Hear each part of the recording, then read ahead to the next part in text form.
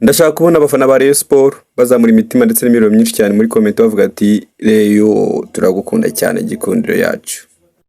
Ubundi Rayon Sport banza kuko ari ikipe y'Imana nkuko bajya babivuga. Rayon Sport itsinze Gor Mahia ibitego 2-1 ihita yegukana igikombe cya Sekafa Kagame Cup. Itsinze ibitego 2 babanje gutsinda kimwe kuri kimwe bajya extra time birangira uyu musore bita Muhoza atsinze igitego cyiza. Uyu mwana w'imyaka 18 niko bambwiye ati mwana afite imyaka 18, uyu mwana w'imyaka 18 ndagira ngo mumurebe mumwitegereze n'umwana uri seriye n'umwana wagira ngo Pere yaje mu Rwanda ita atera inda mu Rwanda kuko uri kubona ko n'umwana ufite ubuhanga bw'umupira w'amaguru, afite technique, afite tactique. Kira gitego nta wundi mukinyi wo mu Rwanda muri iyi myaka ushobora kugitsinda kuri finale yakubise yuze stade, finale abafana bose bari muri stade, abakinyi ubwoba ni bwinshi ariko uyu mwana w'imyaka 18 avuga ati mutuze muhumure kabisa, ndaje mbakorera ibyo mwashakaga mbashyire ku gikombe. Babwira ati izo miliyoni 45 mugende muzigiye muri weekend yose muvuga ati muvuga ati twakoze urugamba. Rayon Sport twagikombe itatsinzwe umukino n'umwe, itsinze imikino 5 yikurikiranya. Kubona ko Rayon Sport yanditse amateka atazibagirana ndetse Rayon Sport iba inzozi mbi ku makipe menshi agiye atandukanye. Rayon Sport yatsinze Gor Mahia ku mukino wa match ya Rayon Day. Rayon Sport itsinda Jamus, Rayon Sport itsinda Arahiri, Rayon Sport itsinze Gor Mahia inshuro ebyiri zikurikiranya. Ikomfirima ibwa ati mwebwe muracyari abana mureke twebwe tujye twikorera utuntu twacu. Rayon Sport itsinze Gor Mahia yatsinze APR ibitego 5. Ubwo APR nibura na Rayon Sport bizaba.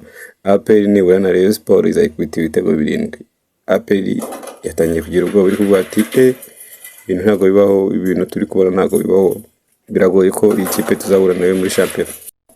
Abafana ba Rayon Sport barishimye bari kuvuga ati ubundi iyi niyo kipe twari twarashatse, iyi niyo kipe twasengeraga, iyi niyo kipe ubundi y'isaro ry'Inyanza, iyi niyo kipe yacu twakakwiye kuba tufite, none ibyo twasengeye turabibonye. Abafana ba Rayon Sport baraye imihanda, abandi muri quartier baraye bavuze ibidobo, abandi baserebura. Nta mufana wa Rayon Sport n'umwe ugeze uryamira ijoro, nta mufana wa Rayon Sport n'umwe ugeze uryamira ijoro. Abafana ba APR bondi bari mu bwoba bwinshi, bari mu kwiheba gukabije cyane bavuga tese koko iyi Rayon Sport twabonye tuzayicikira tuzayicaye. Abakinyi ba APR nabo bari mu bwoba, mwarabyumvishije bondi bavuga bati ntago tuzitabira igikombe kuko kirimo amakipe ane kandi twashakaga Rayon Sport gusa. Ubona ko n'ubwoba ni igihunga, ntago bari tayari ko bakina n'ikipe ya Rayon Sport. Rayon Sport ifite abakinyi beza, noneho substitution yabo kuza bazaza basimbuye. Abareyo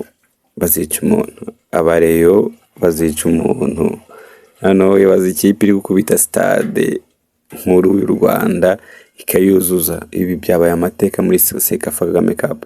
Sekafa Kagame Cup abayiyobora abayijemo abanyamakuru bavuze bati ubundi ikipe ni Murera, nabo bahavuye bayifana ariko bati nanjye ngiye kuya nifana ya Murera rwose. Ibi ntago nabivamo. Ikipe ifite igikundiro, ikipe ifite abafana, ikipe y'Imana, ikipe y'isaro ry'Inyanza, Murera.